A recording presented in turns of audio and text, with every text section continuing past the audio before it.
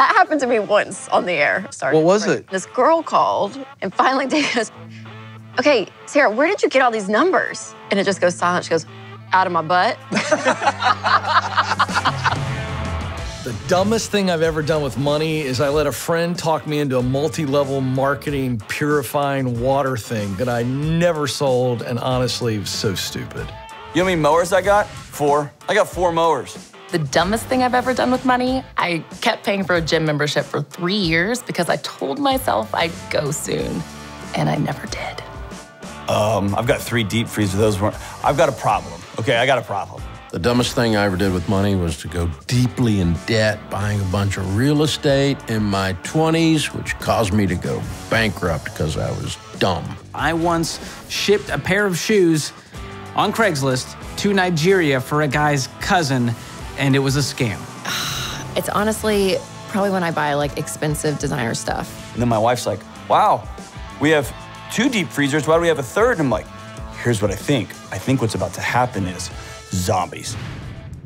There's a lot of calls that are on a spectrum from hilarious to heartbreaking to strange. And Dave, you've had the brunt of this, having taken over almost 100,000 calls based on some rough napkin math we did. Wow. I know it's hard to pinpoint some of the weirdest or funniest moments, but are there any that are burned into your memory that have become a core memory for you? I can't help myself. I got a greatest hit request. Okay, because he's walking us right to it. You got to tell about the call of the guy who had the brilliant idea for the telephone booth. Oh, God. Because I feel like this is a perfect example. It represents the strange. Oh, I've completely melted down on the air in laughter to the point I couldn't recover 2 times in 30 years. I could not get it back. You know, where you just get that laugh and you're just like, It won't stop. like 13-year-old girls It's at the the lunch church table, giggle. You and can't just stop. Church giggle. Yeah, you can't stop. You can't breathe. You can't. And the more you try to get back, you can't get back. And so, yeah, this guy calls in the second segment of the show, and this is a long time ago because there were pay phones. For those of you who don't know, there were these phones we used to put quarters, dimes into, and then later quarters, and you could make a phone call that way. And this guy calls up and says, you know, I figured out how I can get free phone service in my house. And I said, okay, how are you gonna do that? And he says, I'm gonna put a payphone in the house. And I'm like, well, somebody's got to have the quarters to put in. He goes, well, I'll furnish the first set of quarters, because when they put the quarters in, then I'll take them out and give them back to them, and they can put them in again, and so I'll get free phone. That sounds like Congress. And I'm like, dude, you have to pay for the connection. You still have to pay for the phone. Line. And he goes, huh? And I said, when you put a payphone in your house, if it's not connected with a phone line, and I just started losing it because you just bought a phone line that you were trying to not buy, and it's just, and this guy's dumber than a rock, and I just thought he beat the system. And I just started, I just completely melted down, and I mean, and you can hear it in the audio. It's just, and finally, Blake just, you know, he was producer. He just took it to commercial because I couldn't get it back. We went to commercial early, screwed up the whole network. The affiliates were going bonkers. They didn't know what to do. But he just started playing commercials because I was not coming back. I was thinking of the advisability of putting in a payphone instead of my regular phone service, because for $800 you can get a payphone. Joe, that you have to pay for the phone line still. And a payphone? Yeah, if you don't hook the phone line to the phone, you're not going to have a dial tone. Okay, well, that's what I wanted to find out, if there was a hole in this. It's what's called an air gap.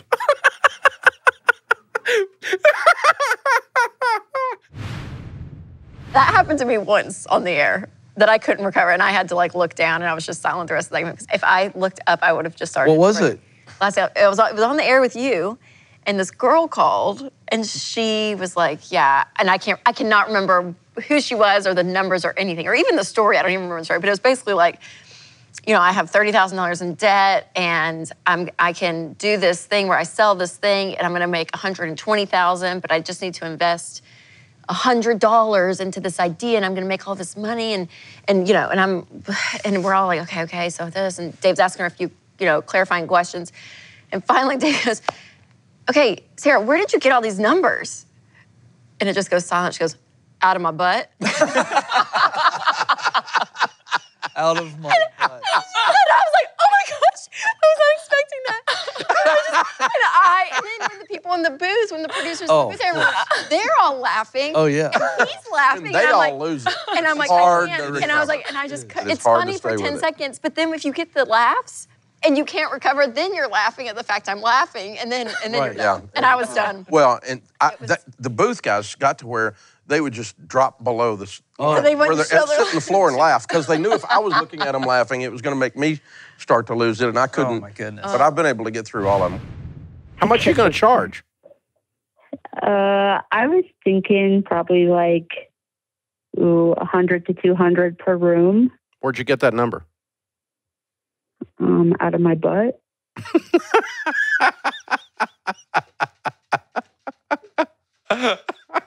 Well, probably ought to do some more research than that. Oh, Lord of mercy. I'm losing it. We used to do a stupid tax hour, and people would call in. If you'd done something stupid with money, you lost some money, we called it stupid tax, and still do. And the stupid tax stories were hilarious. I mean, a guy calls up and he goes, I said, what'd you do that was stupid? He goes, I bought a monkey. Okay. You bought a monkey? He goes, yeah, a spotted-nosed guinean. And I'm like, what, that's a thing? A monkey's this? He goes, yeah, it's a big monkey. And he goes, yeah. And I said, okay. So he said, I thought it would be a cool pet. And it was kind of a cool pet. And then I started dating this girl, and I got engaged to her, and the monkey was jealous Oh, boy. of my fiance.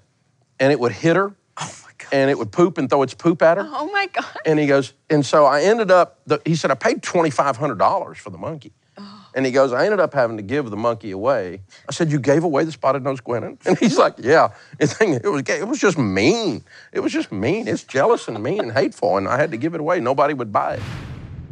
I bought a monkey. You didn't. I did. A spotted-nosed guinean. It was spotted-nosed guinean. Yes, it's a type of monkey. It was a beautiful monkey. Sounds like a girl I went out with in high school. Every time I try to kiss or hug on my wife, that monkey would try to punch my wife with its little fist. And bottom line is my wife, she just didn't care for that too much. Y'all should bring that segment back. Yeah, we ought to do Stupid tax. That's It'd be a great where are they now? 'Cause Where I'd are like they to know now? where the monkey Yeah, where's the monkey? And the worst one was the guy that called on the stupid tax hour. This was the worst of all. He goes, yeah, I spent $7,000 on my wife to get breast implants. Oh my God. And he goes, I come home a week after she's home from the hospital, and I found her in bed with my boss. And I drug him out in the front yard and beat him up, and the cops came and arrested me. He said, so I put the operation on a credit card. He goes, so I got $7,000 in debt. I got to go to jail. I got fired. I'm getting a divorce, and I never even touched those things. Oh. And we just about lost it on that one. It's like an episode of we're in the Cops. floor. Harry Springer. Yes. Yeah, this could happen on the air. You got to be ready. It's live radio. Oh, man. Man. Well, for every funny call, there's also some emotional, heartbreaking, some intense calls where, you're in the middle of a really messy situation. Any stick out to you guys? You're like, this one I still think about. Mine was the time I wasn't on the air. There's that bathroom in the dressing room behind the recording studio, and I just walked by to use the restroom, and I waved into the control booth to say hi to everybody. And Kelly, who was the call screener and associate producer at the time, she had, like in the crisis world, we call them crazy eyes. When somebody, you can look across the room and know there's something bad's going on. And she waved me in, and that's when I walked into a call y'all were a part of that ended up going for quite a while. But there was a moment when I on the phone with that woman, I thought I was gonna hear her. I thought I was gonna hear her get killed. She was just in a real abusive situation in that moment. And yeah, it was she happening had a live. boyfriend that was beating the snot out of her, and she's calling us, and he walks in while she's talking And to she's us. asking about selling her house. She said, I need to move. Yeah, can I move to get away from him? Can and I I'm like, sell? no, you need to leave right now. Like, and she said, I said, now, right this second, go get your baby, get in the car, and drive away. Do you have family in the area? You've got to get away from this. And he walks in and grabs the baby and starts holding the baby and threatening her. She ends up sitting in the car. Because he puts the baby in the floorboard, he's going to drive away, and she dives in the back seat of that car and said, And she's sitting in there with him, and John's on the phone trying to talk this guy down while we got the police on the way. Yeah.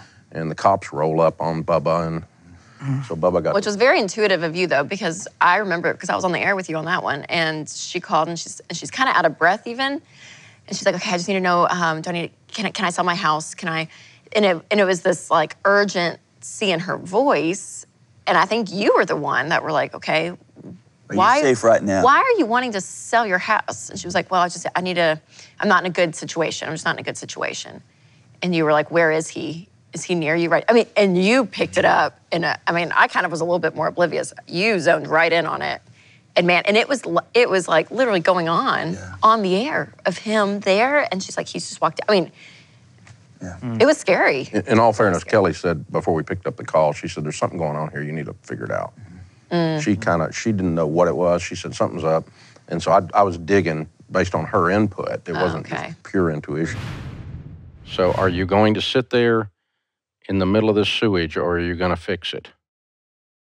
I want to fix it. That's why I want to sell my home, and I just want to be done with everything. Honey, we don't need to call a realtor. We need to get the boyfriend out of the house, and that's going to involve the police and or your father and your brothers. He needs to leave. It's your house. And you're afraid. You understand that this is wrong, right? Yes, sir. Okay. This is you're not the crazy one.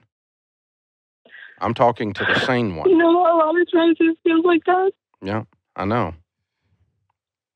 All right, I'll tell you what we're going to do. We're going to put you on hold, and Kelly is going to make sure that law enforcement gets over there, okay? No, sir, please. No, baby doll. I'm not going to be... I'm not... Listen, I love you and that baby. And we're not, do what? Just needed to know if I should sell my house or not. I'm sorry. It's okay. It's okay, honey. You're in a hole. Mr. Ramsey, I'm sorry. I trust you. Listen, easy, breathe. You're in a horrible situation, and you have to make the moves to get away from it. But you don't have a financial problem. You need a boyfriend-ectomy. Yeah, I've been needing that. And it's happening today, darling. It's happening today. Yes, Dave, there is a level of discernment and intuition you have. I remember listening before I worked here, This American Life did a feature on you, and they were actually digging into how you can hear things in the caller's voice and call things out that the average listener would have no idea. And you go, is he hitting you? And they're talking about some random money question, and they're shocked because you're right. How does that happen? Well, I mean, it's an intimate medium. And, where you're just, we don't have a visual. You don't have body language. All you've got is the voice. And the cadence in the voice, it's, in a sense, it's like someone who's lost their sight. Because all you're using is one of your senses, your hearing. And so you're dialed in, and if you just stay focused on what's going on, you can hear it.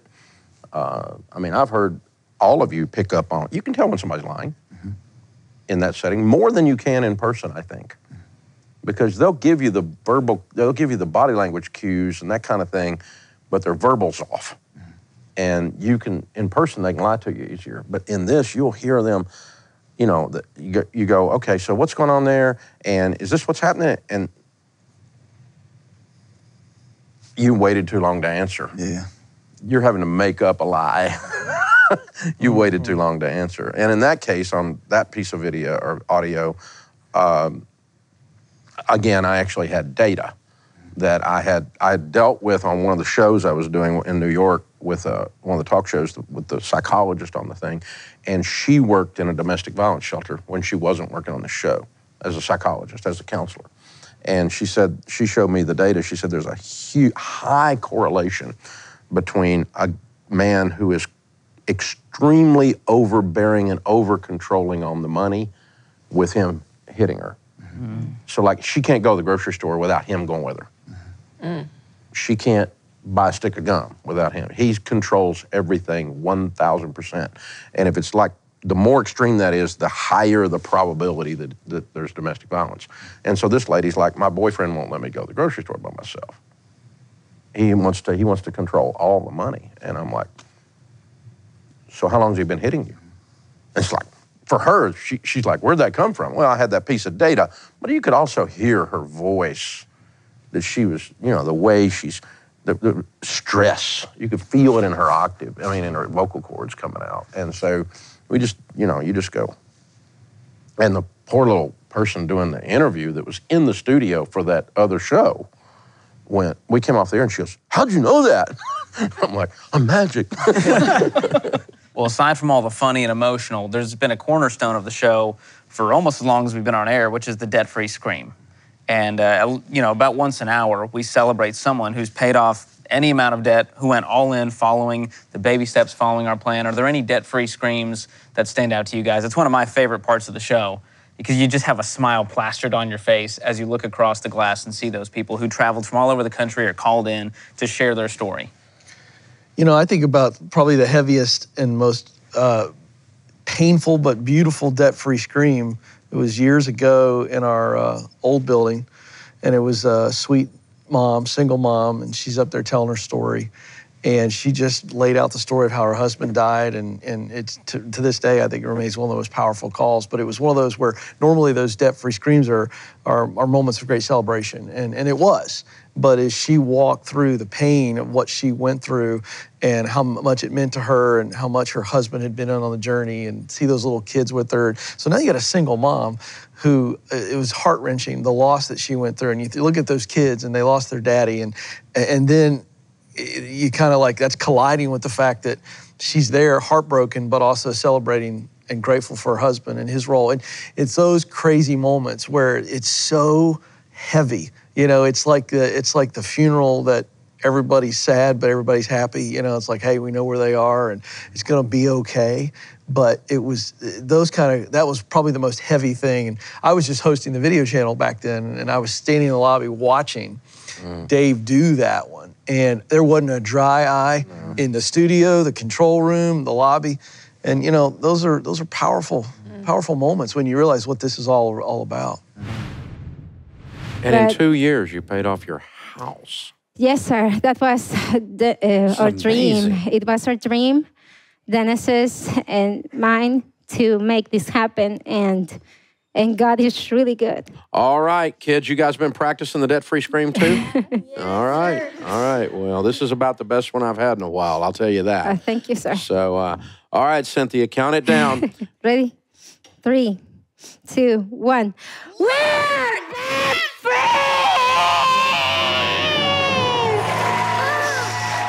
Oh, my gosh. Wow.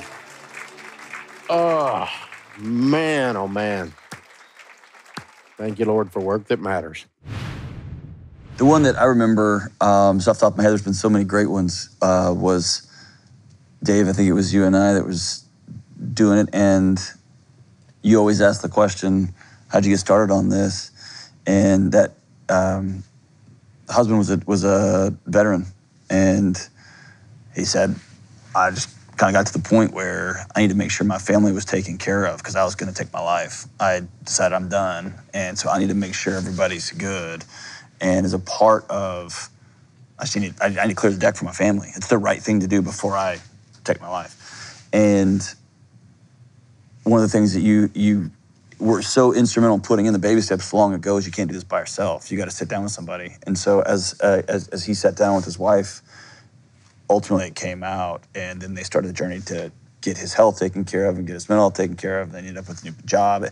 Just the breadth of change that happened in this family, but it started with a guy sitting down with his wife saying, I'm not doing okay.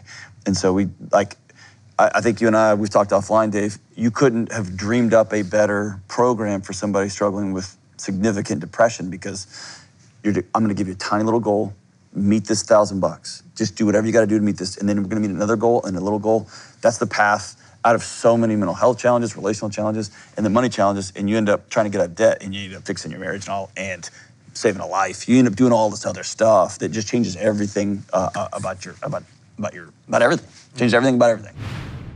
So what happened lit you on fire, man? Y'all went off like fireworks. Honestly, it's a pretty wild story. I was actually debating on whether I should commit suicide or not.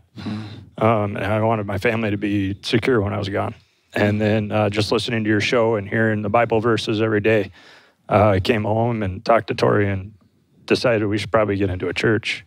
We found River Valley up in the Twin Cities and gave our life to Jesus Christ, got baptized October 31st, which is kind of a joke and a half because our favorite holiday was Halloween for a long time. And just changed our life ever since. Yep. Amazing. Wow. So was the financial pressure part of that or just other mental issues? I'm a disabled veteran, so I deal with PTSD and some traumatic brain injury from some of that. So wow. What's your healing journey been like? You know, it's been a process. I got into a good group of guys at church, some men's leadership courses, starting counseling with the VA coming up on August 1st. So very good. Congrats, man. Very good. It's awesome. And another one that sticks out to me is in the old building, the Ganad family came to announce they paid off their house. And so we were celebrating them, and they had their kids with them. And I was hosting the video channel at the time. They're grown kids. They're grown kids about my age. And this is a Middle Eastern family. I grew up, my parents are Middle Eastern, and so there was already a connection there. And they said, hey, Dave, before we do our debt-free scream, we wanted our kids to be involved. We didn't want to do this without them. So we wanted to surprise them today and let them know that we've paid off both of their houses. Oh my God. And I mean, we were all just crying in happy tears. It was just such a shock. And that was one of the most special moments because it made me go, that's the kind of legacy I want to leave. That's the kind of dad I want to be. And how old are the kids now? They're not kids, they're adults. Yeah, 29 and 30. Okay. And they're well established in this methodology. And in fact, you know, if I could, I just want to share something. They're also debt-free with the exception of their mortgage. There is, you know, we don't have any secrets. They've been right there with us. But there's one thing that we've kept from them, and I'd like to... You kept something from them? Yes, yeah, it was a little secret, and we thought, let's just keep it to ourselves. What kind of secret are you going to do right here on the radio? And the secret is, just because they're here and they're going to scream debt-free with us, we would like them to know that their mortgages are paid off.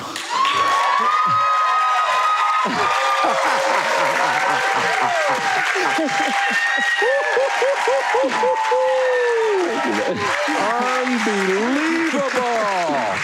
Yes. Wow! Wow! You know, we're really clear that the best thing that we can leave to our kids is the wisdom to know how to handle their lives. And you guys are changing your family tree big time. One of the interesting things being new on the show is that having watched debt-free screams for years and then being on the show, it's just, they never get old. Like you would think as a host, you might just be watching it being like another person is on there, but it's like we stop on the breaks and go, wow, that's so good. Like it feels, I've caught myself like tearing up on the breaks and being like, that is amazing. And I think it's cool here at Ramsey, we have fans of your fans. And it's like, we are such fans of the people and everybody has such a unique story that it still hits us every time. Well, with all of the drama that's created by the callers, some of it is created by us. Some of the controversy. George. And, what? I got to be a part of that the other day, Ken, and it was really special. Rachel and I were on the air, and we had Katie calling from Kentucky. I remember all the details. Katie from Kentucky. Murray, Kentucky. Okay. Oh, he's got, this is my memory is seared now. Yes. Screw up. He said one of the stupidest things. George dug himself. It has a name now. It's called Horsegate. And so we've officially named it. And we're on the call with her, and she's going, hey, my side hustle was horseback riding. My horse is injured. I need ideas for side hustles. So we're giving her some ideas. Hey, there's a local, I'm Googling, there's a local Walmart in your area. You can go make some good money there. You can dogs, well, it's a real rural area. It felt like she was just on the justification train and had left the station. So we're getting to the end of the call. She makes $34,000 a year. We find out she's $120,000 in debt. And so at the end, we're coming up to the break, and I go, Katie, I'm gonna challenge you. Could you sell the horse? And she then goes, well, I've had it for 11 years. And I went, Katie, the horse doesn't even know your name. And Rachel's what look. What he said to her? She was just in horror and shock. It's like the most intuitive animal you could ever own. Well, but I think technically George is correct. The horse doesn't know where. On a I just want to stand up for George. I know. But it's like, she's like, no, this horse, you know. You act like you call the horse a bad name. Oh, you know, all this. And George's like, oh, Katie doesn't even know your name. Go to Bray. I was like, oh my gosh. Here's the thing. I have a soul. I've got 2 dogs. Everyone's coming at me going, would you sell your dogs? And I go, my dogs don't need a farm. My dog isn't worth $20,000. Your dog is not injured. My dog's vet not injured. bills. And you're not $120,000 in debt. I know. We all Rachel, knew. I what know. I was seeing was, I agree with you, cared about her George. future, and I went, she's never going to get out of debt at this rate if she doesn't change her income. Sell the or horse. move. Yes. She's stuck because of the horse. I know. And so we came back from the break. I tried to couch it all. It was not working.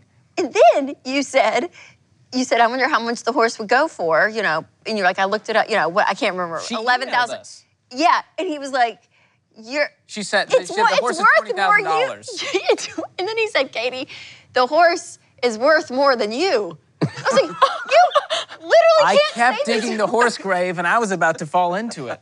You fell in. Now I got to back off. A horse is not worth more than a person, George. You I agree. I said net worth, Rachel. Net not worth-wise, human worth. because Katie, you're negative 120. There's been some regrets in how we say things on air that then are plastered on YouTube forever that you Terrible. can't change. And so there are some regrets. And she emailed even that weekend with pictures of her and this Her horse. prize-winning horse. So we even wrapped it But back. I've mentioned, I said this to John yesterday, I said, I care about her future more than her feelings. But I could have cared about her feelings too. Yeah. In hindsight. I know, and horse people are very passionate people, and you and after the horse community. Passionate is a very kind word. Yes. I You've love been that. trolled for days. Yes. So there's now a YouTube channel called George Camel's Horse, and I comment on all of our videos just saying, hey, why? Hey. It's great. It's great. Katie, I'm going to give you a hard challenge. Could you sell the horse?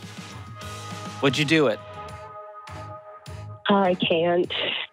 Why not? I've had this horse 11 years, and I've rodeoed Katie. ever- There's other horses out there. It doesn't even know your name. There's more horses for you on the other side. George. Listen, I want Katie to win. Oh my gosh. She's got a mess to clean up. I'm doing whatever it takes. I'll get another horse later. This is The Ramsey Show. The student loan crisis is out of control. I mean, $1.75 trillion in student loan debt. It's just crazy that at this point, it is still such an issue. Oh, the government can just tell us we all can't go to work, right? Like, I didn't know that that was a thing.